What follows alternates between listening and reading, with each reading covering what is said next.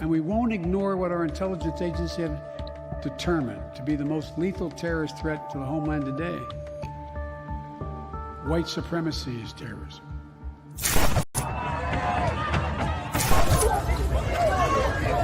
All white people are racist. So I put this up because when you're white, you don't know what it's like to be living in a ghetto.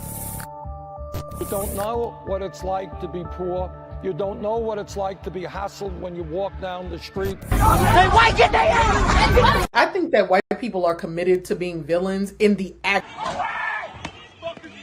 To be white in so many ways is to be raised, to be functionally illiterate on the topic of race. Christine, Laura, what you're seeing behind me is one of multiple locations that have been burning in Kenosha, Wisconsin.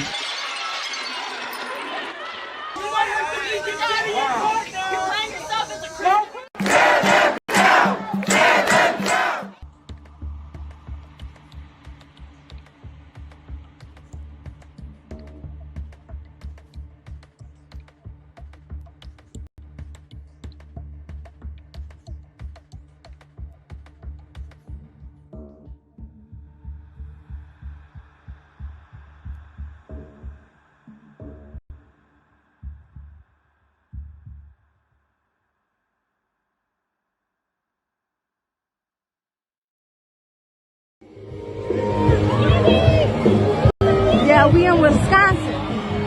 Hear me?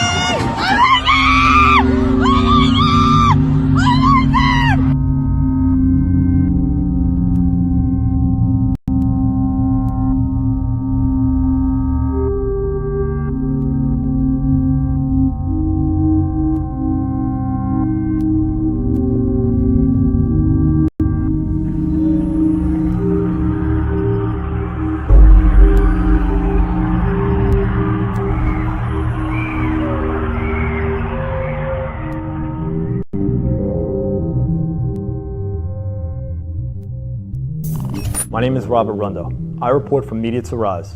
In this episode, we head to the state of Wisconsin to report on America's most recent deadly terror attack.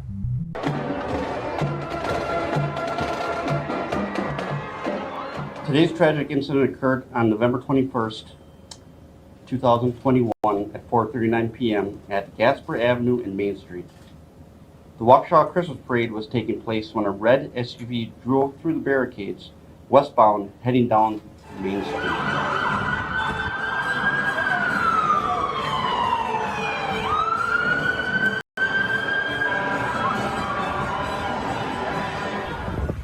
The vehicle struck more than 20 individuals. Some of the individuals were children, and there were some fatalities as a result of this incident. We will not be releasing information on fatalities at this time while we are working on notifying the family members of the deceased. Luca Corgiat with Media2Rise. We are currently driving out to Waukesha, Wisconsin, where the most recent anti-white terrorist attack has just happened. We're going to be teaming up with the national-justice.com to kind of cover the story. So right now what's going on, the mainstream media is pretty much sweeping under the rug all of the facts that are boldly present in the case. The suspect, Darrell Brooks, has a lengthy criminal record. He also has a long history of anti-white rhetoric, and the mainstream is not covering this. They're not putting out the racial narrative of the crime, of the attack. We're going to be knocking on doors, we're going to be making calls, and we're going to try to make a wave to expose what's really going on with this case. So let's get to work. There's two citizens with me on Hartwell and White Rock saying that there is a fight in progress at the boat launch at Frame Park. With possible knives involved, and they would like some assistance.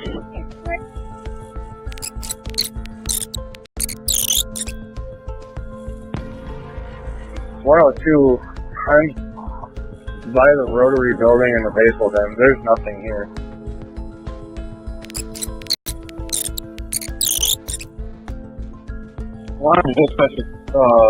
Maroon Ford Escapes is blue White Rock and Hartwell heading into the parade road. There's a car going westbound, pushing parade cars on red, on escape, black male. I couldn't stop it. He's going westbound, blowing his horn.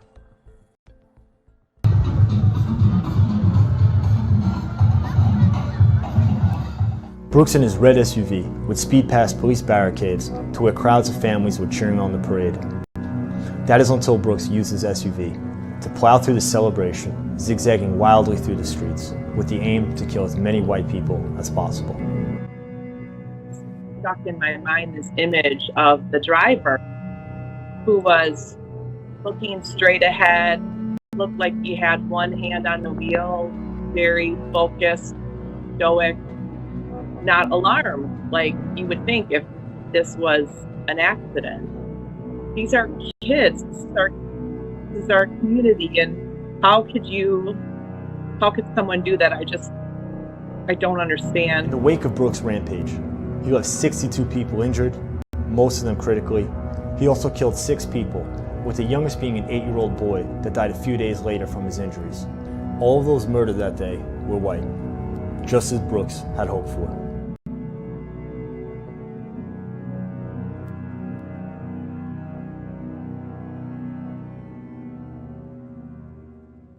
Darrell Brooks' motivation for the attack has remained a mystery, or even worse, has been covered up with a narrative of a botched escape attempt. So to find out about his motivation, we first wanted to find out who Brooks was. History begins in 1999 at age 17 when he pleaded guilty to inflicting bodily harm. He has pleaded guilty, been convicted, and done time for drug violations in gun cases, domestic violence, and endangering safety, including obstructing police. Darrell Brooks, who would go by his rap name Math Boy Fly, would use his music platform to make terroristic threats and espouse black supremacist lyrics to his audience. That Malcolm X shit, revolutionary. This for my niggas in the can eating commissary. For every ghetto in America, I know they wait. This that fuck Donald Trump flow. And whoever. When going through Darrell Brooks' social media, it was clear to tell what kind of ideology motivated him to commit such an attack, as it was full of black supremacist rhetoric and even calls for violence against white people. Shockingly, none of this was reported in the media. Darrell Brooks was freed from jail on $1,000 bail just days before the Waukesha holiday parade. And today we learned key details of that hearing have been lost seemingly forever. Fox 6 investigator Brian Polson in the studio to explain. Brian? Ted and Mary, Milwaukee DA John Chisholm called the bail his office recommended for Darrell Brooks just days before the parade inappropriately low. So why did Court Commissioner Cedric Cornwall go along with it? We wanted to know, so we asked for a transcript of the hearing. And today we learned it doesn't exist. The narrative the authorities concocted to explain why Brooks was allowed back out on the street was said to be a technical error or oversight. With just a little bit of research, it becomes crystal clear that his release was a desired outcome of a well-funded network of left-wing activists posing as bail reformers and bail disruptors. Among this network is DA John Chisholm, the attorney who oversaw Brooks' bail hearing. Chisholm's record shows that he lets out 65% of felons without bail or only light bail. This is most likely due to his membership in the radical left-wing NGO Measures for Justice, which is funded by Jewish billionaire George Soros through his Open Society Institute. This is just a tiny link in the chain that binds these far-left networks that supposedly aim at fighting for racial justice by letting out black violent criminals onto the street under the guise of bail reform. They said, we hate it when you bail out these sex offenders, was exactly what they said. Greg Lewin is the group's executive director. I often don't even look at a charge specifics when I bail someone out. I'll see it after I pay the bail because it's not the point. It's just that it is not the point. The point is the system that we're fighting. Prior tax returns show in a good year they pull in about $100,000 in donations.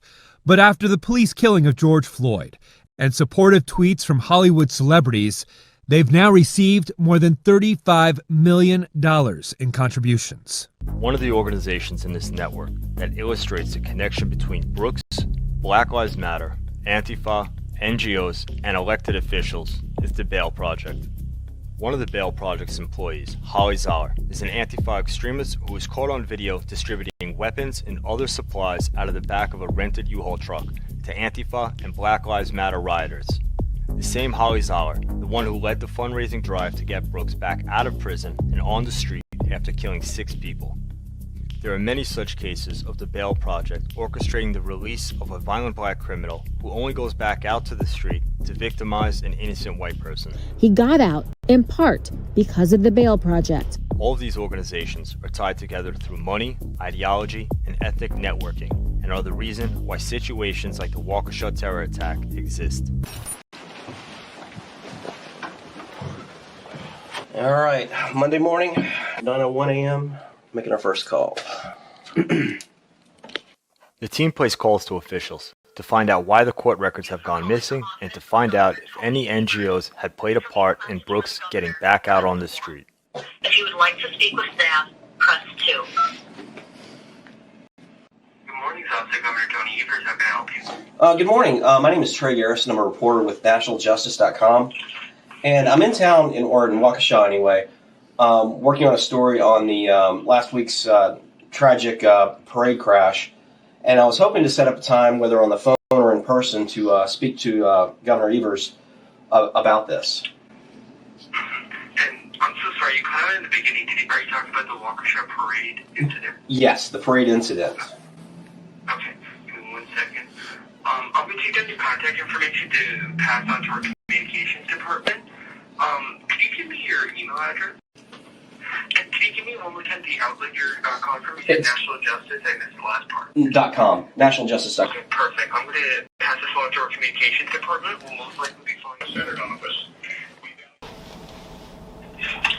Your Bradley's office. This is Christian. How can I help you? Hi, Christian. My name is Trey Garrison. I'm with NationalJustice.com. I'm in town working with a film crew on a documentary on last week's the Waukesha car attack.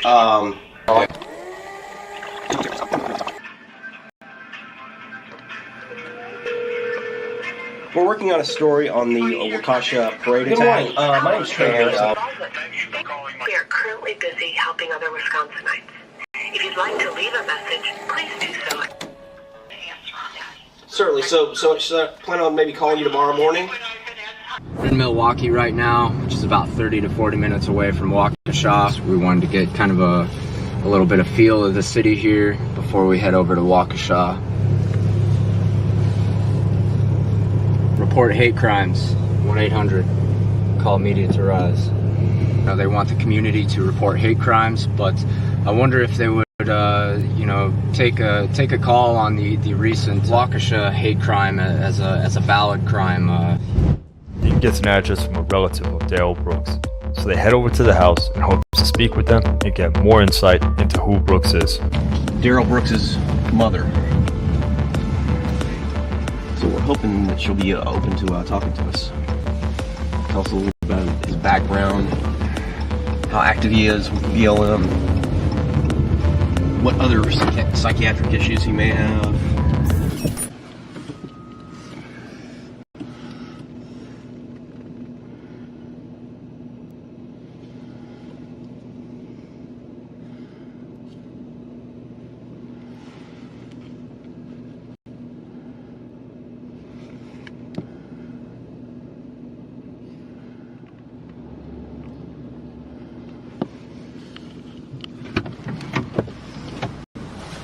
Why'd you guys go around back?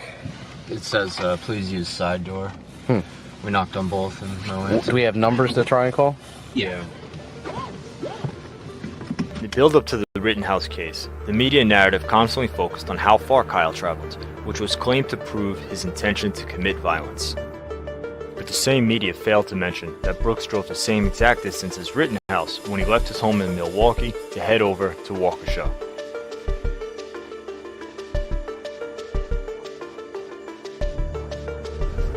So something that occurred to us while we were investigating the scene is that Brooks' mother's house, where he was living at the time, is 30 to 40 minutes away from Waukesha. So the attack started at around 4:39 p.m., which is 40 minutes after the parade started. So this is a man who has spent years espousing his hatred for white people and also his support for the Black Lives Matter movement. And he just randomly shows up in the area in the same amount of time it takes for him to get from his mother's house to Waukesha. I'm just not buying that. Trey, what are we doing? It is Thursday. We have put in calls to the mayor every day, just about. And he hasn't even given us the courtesy of a declining response. This is Mayor Sean Riley. So we're just going to go in there and see if he wants to talk about what happened in his community.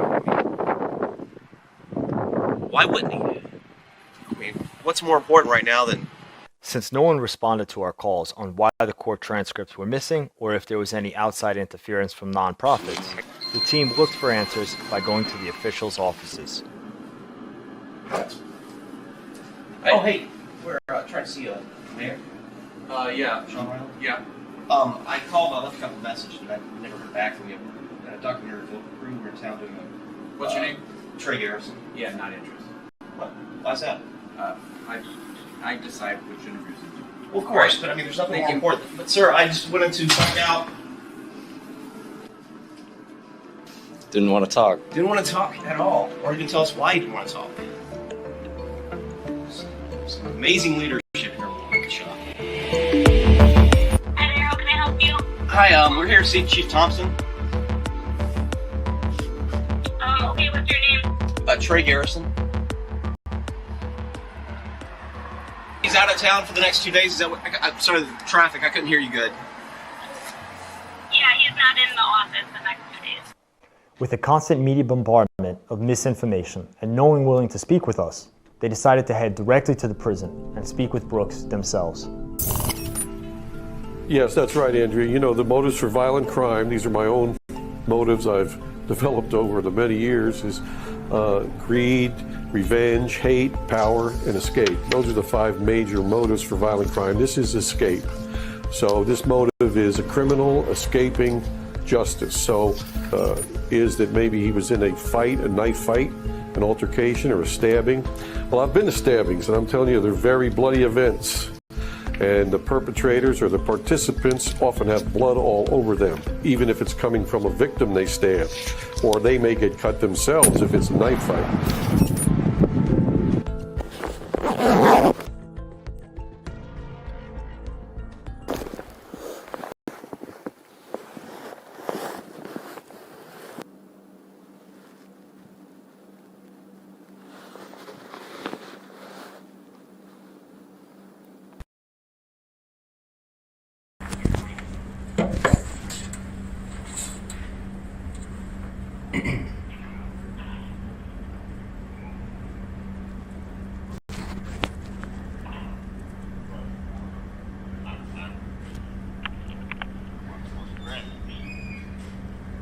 The main reason.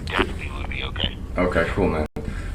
So like the main reason that we wanted to come talk to you, you know, we're not particularly interested in the case. We're more interested in you.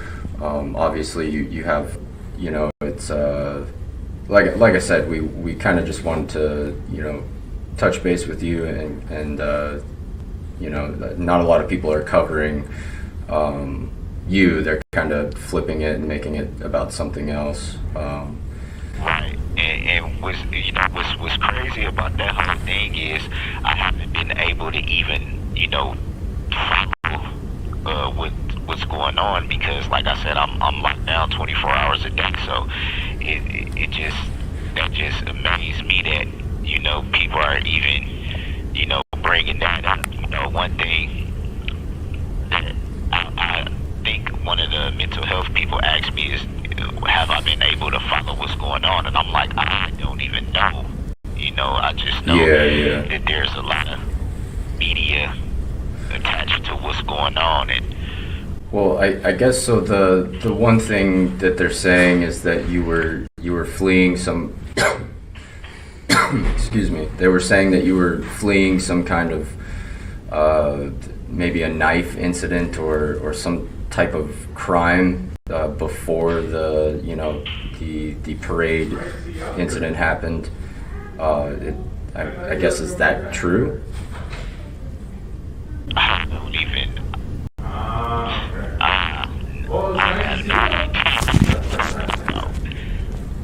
Okay, so you weren't fleeing.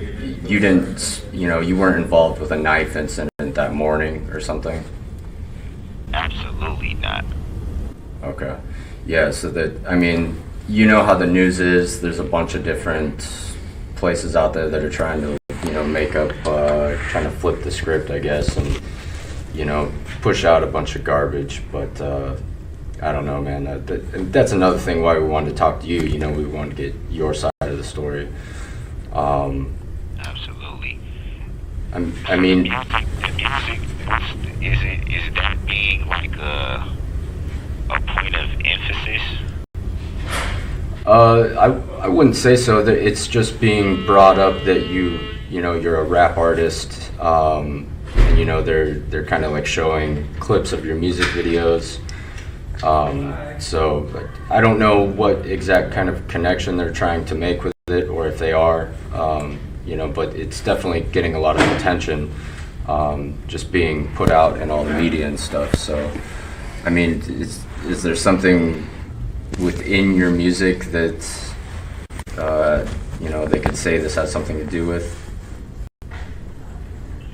No, because like I said, when you just brought it up, it was my first time even hearing about, Hey man, we've got 30 seconds here, but I'm gonna try to come in and speak with you some more tomorrow.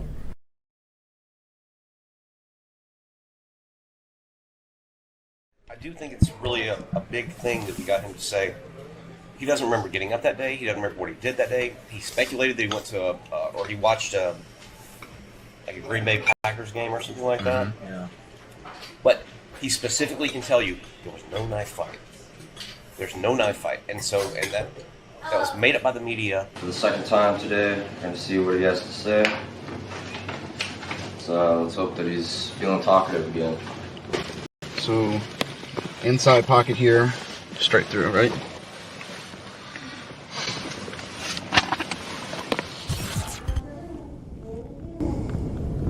No, I just want to see anybody right now. Alrighty. Okay. Alright, bye. He didn't have a visit again, but he said he thought about it, and he said no, he doesn't want to see anybody. Okay. So I don't know All right, so as we got back from visiting the jail and visiting Waukesha, back to Milwaukee, this story broke on Fox News. You're going to be surprised to hear that Darrell Brooks has not spoken to anybody this week. Luca? The headline is Waukesha parade suspect Darrell Brooks says he feels demonized in first jailhouse interview. Darrell Brooks spoke to Fox Digital News on Wednesday in Waukesha County Jail. This is who we suspect now is who spooked him. It wasn't the lawyers like we thought, or some Antifa activists or something. It was morons from Fox News. Despite our journalists visiting Brooks and getting enough trust that he gladly invited us back for a second interview, which we planned on using to get to the real details of what motivated him, our plans were unfortunately cut short when the same mainstream media reporters that put out the cover-up story of Brooks fleeing the knife fight showed up before us. It is unclear what the reporter told Brooks during their chat, but what was clear was that after the visit, Brooks abruptly changed his mind and no longer wanted to speak with us. One thing we understood was that many actually knew Brooks' motivation and did all they can to cover it up and keep it a secret. Is this Trey? Yes, sir. Hi, Trey. This is Terry Dietrich calling. I'm the chairman of Waukesha County Republican Party. Hey, how you doing, sir? I'm doing well. I got your name, I don't know, from our executive director in the office. Somewhere she came across it. So I thought I would give you a call because I think you've been a bit active in Waukesha, et cetera, with regard to, the tragedy that happened, and you're representing some type of a group, I understand. Yes, sir. We're it's a media company. We're doing a documentary on last week's tragic parade attack. Do you feel like the charges that have been brought are appropriate, or should it be enhanced with like hate crime charges or domestic terrorism charges? Or well, first of all, we're in a very conservative county.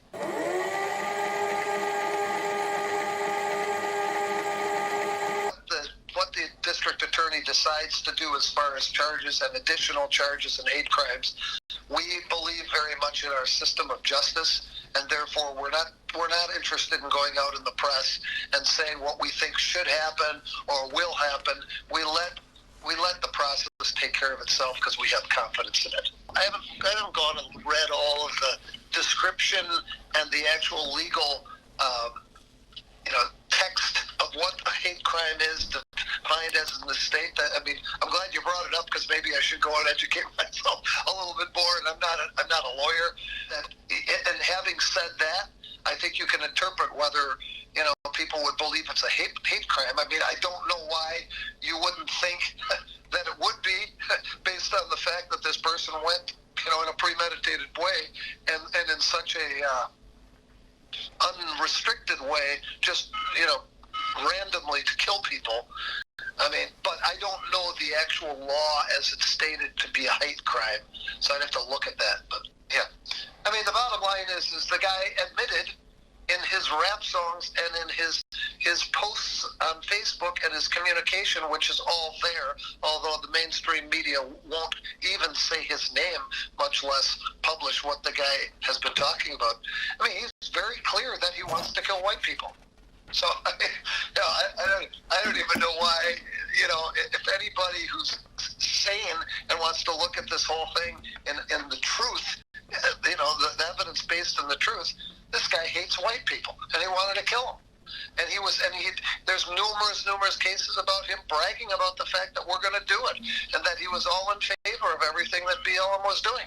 And that the guy from BLM, I guess it is, I can't remember his name, the guy in Milwaukee said, this is the start of the revolution, and almost, thanked this guy. We're still in a point of grieving in this county. Of course. And to have a Republican leader come out, the number one Republican leader come out and start talking about whether this guy was a racist or whether white supremacist and whatnot. I mean, I am of the firm belief that we will have time to talk about that. We are going to. We are not going to shy away from it at all. But I want to let the criminal justice system and our law enforcement do their job. And I support what you're doing, but I think it would be inflammatory for me right now. Maybe in a couple of weeks it's a different story, but right now I think it'd be inflammatory for me to come out. Terry Dietrich is a minor GOP official, but his talking points come from the very top echelons of the Republican Party. Wisconsin Senator Ron Johnson repeated the same line on a December 1st town hall meeting when a Wisconsin resident asked him if he was going to demand federal hate crime charges against Darrell Brooks. I'm not a big supporter of federal hate crimes, and when you murder. Despite his claim that he opposes federal hate crime laws, on April 22, 2021, Johnson voted for the COVID-19 Hate Crimes Act, a bill which was pushed by the Jewish interest organization, the Anti-Defamation League. It seems Johnson only opposes federal hate crime laws when the victims are white. But in a very interesting development, two Wisconsin senators on both sides of the aisle are asking lawmakers to not politicize this parade attack. Republican Senator Ron Johnson, along with Democrat Tammy Baldwin, issuing a joint statement on Sunday calling on outside groups and individuals to cease and desist in exploiting this tragedy. And that got my attention, absolutely. And so we wanted to bring on our friend Wisconsin Senator Ron Johnson to talk about this, one of the two that made that statement. And, sir, thank you for coming on. Good to see you again. Well, Rob, thanks for having me on. Yeah, sure. Tell us why come out with this statement? What exactly are you aiming for here? Well, first of all, we've been in contact with officials in Waukesha, attended the interfaith prayer rally, or prayer gathering. Yeah. And so we understand the pain that Waukesha is going through.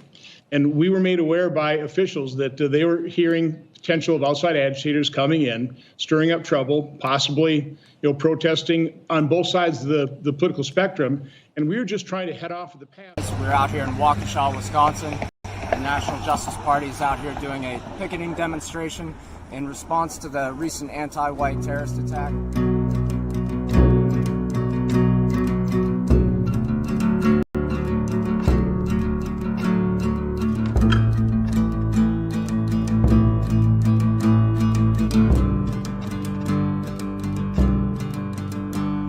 The day will come where we cannot run, when the darkest phase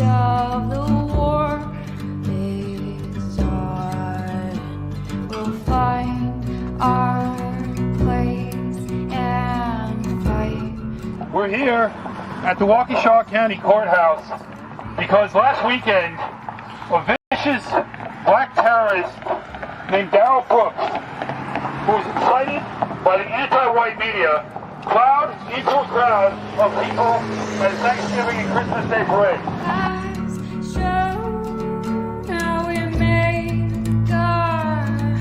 Thanksgiving weekend, everyone is at home with their families right now, yet you're out here in the freezing cold demonstrating in front of the courthouse.